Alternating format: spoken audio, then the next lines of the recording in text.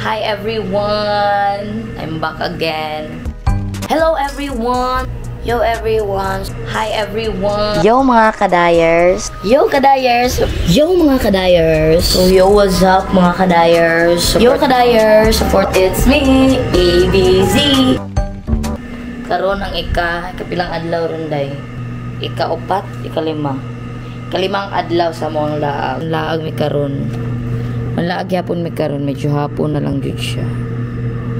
Tanawa ang gawas mga kaday. Hapon namin ni bangon. So mga to nami karon.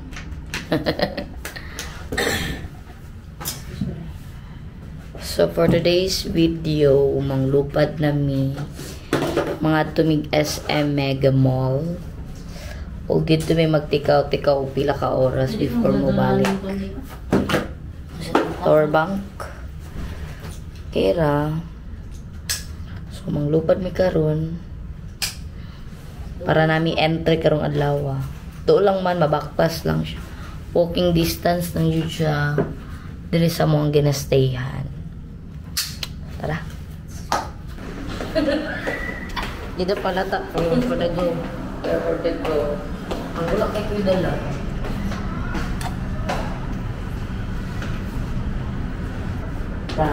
Sus mayros ya. Mayros. Ano ito ba? Ano ito?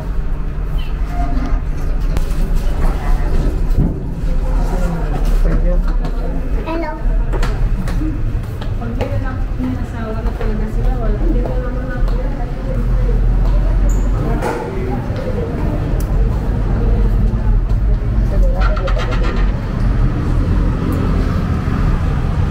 So, condition ng part mga kadayers is naka-decide me na magbaktas padulong sa SM Mega Mall, which is doon kay Samoa. Pero, na-realize na mo na mura jud ka ulan nun. Tama ra jud ka ayo nga nakapag-decide me nga diri lang sa mga nearby nga mall mi maglaag-laag at magtikaw-tikaw.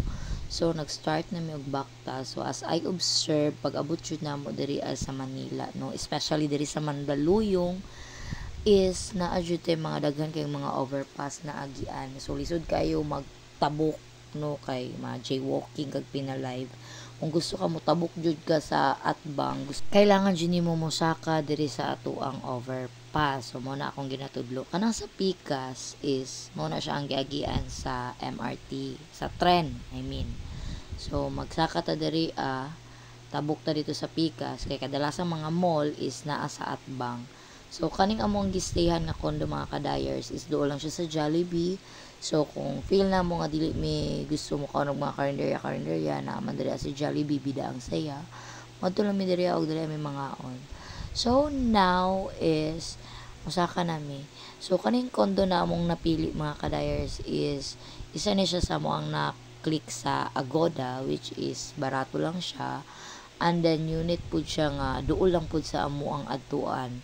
Ya sentro lang pud siya, no, dili kay siya ingon nga layo sa mall, and then duol pud siya og baktason mo padulong sa DMW. Pero ang DMW mga kadayers mulagan jud siya mga 15 to 30 minutes og imo siyang baktason.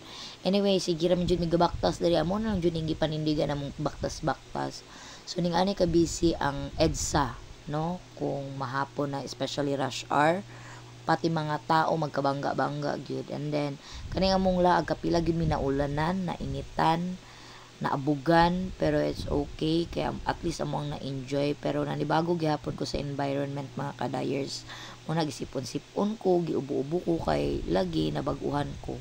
So after na mo na witness ka traffic sa EDSA, no, actually dili naman siya ingon jud traffic jud kayo, parehas daw sa una kay na naman tay tren. So naadto mi diri sa mall nga actually lusot jud ang mga mall diri mga kadayers. Mo ni nakanindot diri sa Mandaluyong City dipit sa Ortigas kay ang mall ga at banganay ra gyud.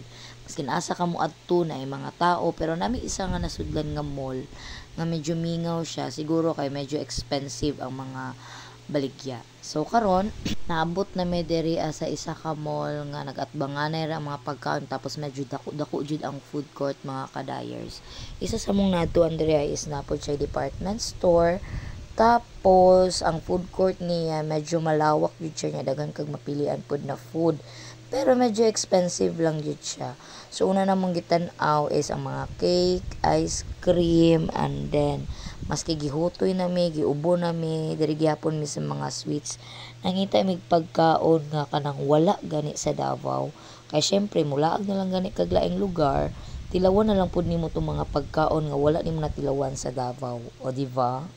Isa pud sa ako ang nabantayan diri sa Manila mga kadayers is wala kayo kung naka-istorya or wala kayo na ako nagamit ako ang gi-practice nga mga Tagalog kay tungod dili man kay ko makipag-istorya og laing tao kay naka-focus ng focus akong kauban, share pa akong gina-istorya. Tapos kung mo istorya man lang gani ko mag isang tanong isang sagot lang nya about lang pud siya sa product na ginamaligya. Then after po na mo magka-istorya ni sa mga Tagalog diri ang dapita kay malakaw ra pud mi na murag wala ra pud nahitabo kanang mura siya kanang normal no muna matingala ko sa akong mga classmates sa una elementary nga maabot ganig Manila matingala ka magtagalog-tagalog na paguli experience niyo na mga kadayers kay ako nigikan ko nga Bisaya ko niuli ra pud ko nga Bisaya ra gihapon ko murag wala rin nagbag-o ana lang so mo nilang food court mga kadayers no medyo dako jud siya. I don't know if nabay call center sa babaw or nabay kondo ani nga mall kay medyo mingaw siya tapos dako siya nga mall no so karon naka-realize mi na kinahanglan na mo mukaon og ice cream kay para masulit pud na mong pag-adto-adto diri sa mall so niadto mi diri sa Caramiya. I don't know if tama ba nga akong pagkakuan if Caramiya na siya mga cakes tapos siya mga ice cream na super ultra mega yummy jud siya so dili ni siya sponsored no pero lami jud siya ana lang. So, thank you so much mga kadayers sa pagpadayon ug tan-aw sa ako ang mga videos maski usahay wala na pulos ang uban pero sa tinuod lang yun mga kadayers. I'm so happy sa inyo mga support na ginahatag sa ako maski mga ning-ani nga ako ang video Bisaya version pero inyo gyapon siyang gina-watch. I'm so happy and I love you so much.